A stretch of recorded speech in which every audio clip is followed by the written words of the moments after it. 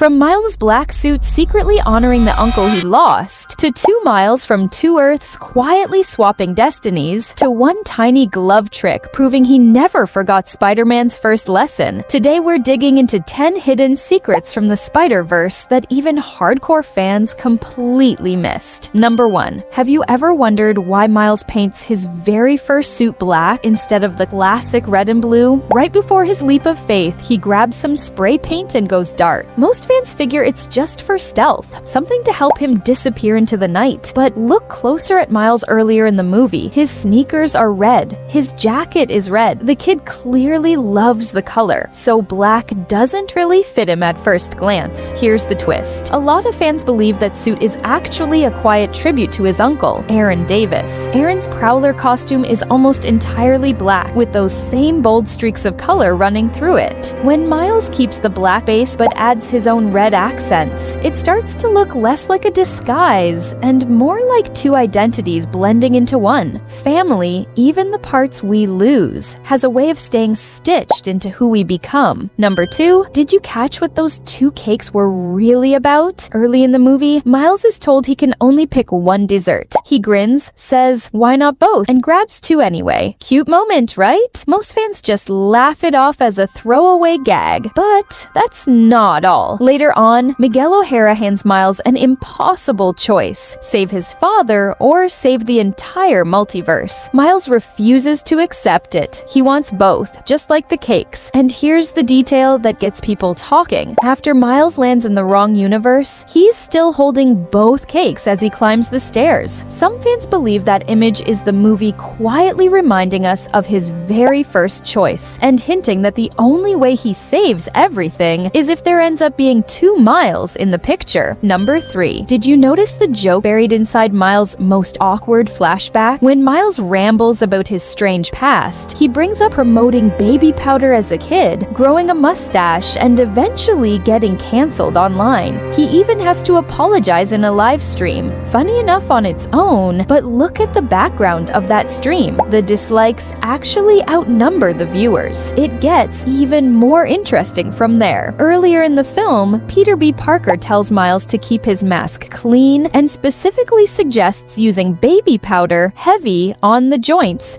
to avoid chafing. Then, during Miles' apology stream, one of the comments reads that the old Spider-Man never needed baby powder. 2 throwaway jokes, 1 movie apart, quietly talking to each other. That's the kind of detail that rewards you for paying attention.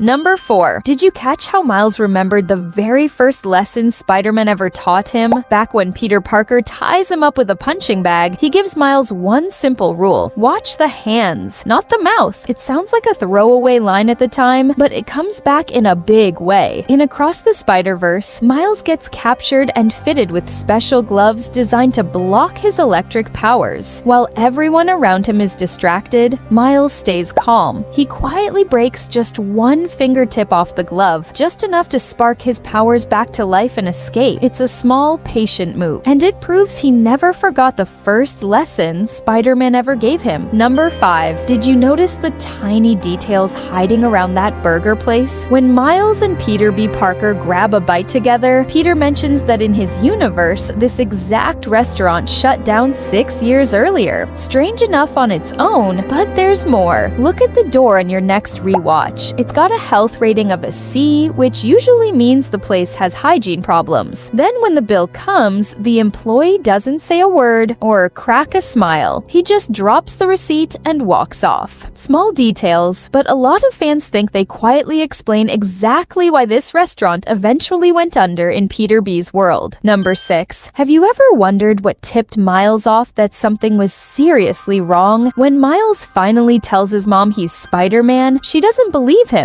She actually asks if it's some kind of Comic-Con costume. That reaction should feel off immediately, because in Miles' actual world, everyone already knows exactly who Spider-Man is. Here's the clue that connects it all. Earlier in the first movie, Miles asks Gwen how many spider people there actually are, and she brushes it off with a joke about saving it for Comic-Con. So when his own mother doesn't even recognize the name Spider-Man, it's not a small moment. It's the story quietly confirming warning that Miles has landed somewhere he doesn't belong. Number 7. Did you notice the training gear sitting in plain sight the whole time? When Miles first shows up at his uncle's apartment, the first thing he does is throw a few punches at the punching bag hanging there. That same bag later gets used to string up Peter for questioning. At first, it just reads as ordinary workout equipment, but that's not all. Miles' uncle keeps that gear around because he's secretly the Prowler. Once Miles lands in another universe and starts poking around a bedroom that isn't quite his, the clues are everywhere, but he doesn't notice at first. It's only once he learns that this world's Miles became the Prowler that the punching bag finally clicks. It was never just exercise equipment, it was Prowler training all along. Number 8. Did you catch how sloppy the Spot's very first heist actually looked? When he tries robbing a store, his portals keep glitching and getting in his own way, and he can't even lift the cash machine. Then he has a genuinely clever idea. He rolls a bunch of cans across the floor, sets the heavy machine on top, and slides the whole thing right out the door. It gets even better. When Miles shows up, the Spot jokingly calls him a cow, and later, after trapping him, pats his head and says, "Good cow." Now here's the callback. Way back in the first movie, Miles' dad makes a joke about a restaurant with a silly name involving foam. That same restaurant is exactly where Miles and the Spot end up fighting, buried in foam, turning the old joke into something literal. Number 9. One of the biggest fan theories floating around the Spider-Verse fandom claims that Miles from Earth 1610 and the Miles from Earth 42 basically swap destinies, and the movies drop hints about it everywhere. When the Spot explains where the radioactive spider originally came from, we learn it was meant to bite the Miles from Earth 42, meaning he was supposed to become Spider-Man. Instead, he became the Prowler. The spider ends up crossing into Earth 1610 and bites our Miles instead, quietly rewriting his entire future. There's another clue tucked into the animation itself. When Miles first meets Peter Parker, the color scheme on screen briefly shifts from the Prowler's purple and green into Spider-Man's red and blue, almost like the story is showing us his fate changing in real time. Keep your eyes open too, because Miles' roommate is casually playing what looks like Marvel's Spider-Man 2 on PS5 in the background. And if you look inside Miles' notebook, there's a bus ticket tucked between the pages, the very same one he used to get home from Alchemax back in the first film. This is a fan theory, not a confirmed fact, but the evidence is hard to ignore. Number 10. Have you ever wondered why some spider people never bother wearing a mask at all? For most of them, the mask isn't really about hiding their face, it's about protecting the people they love. If nobody knows who's really under the suit, it's a lot harder for villains to come after their families and friends. That's exactly why Peter drills it into Miles early on. Cover your face, don't tell anyone who you are. Of course, there are exceptions. A few spider people choose to reveal themselves anyway, even when they still have family to protect. But the one character who truly has nothing left to lose and still doesn't need the mask is the young girl known as Bimbo. It's a quiet reminder that the mask was never really about hiding a face. It was always about protecting a heart. Which one of these caught you off guard the most?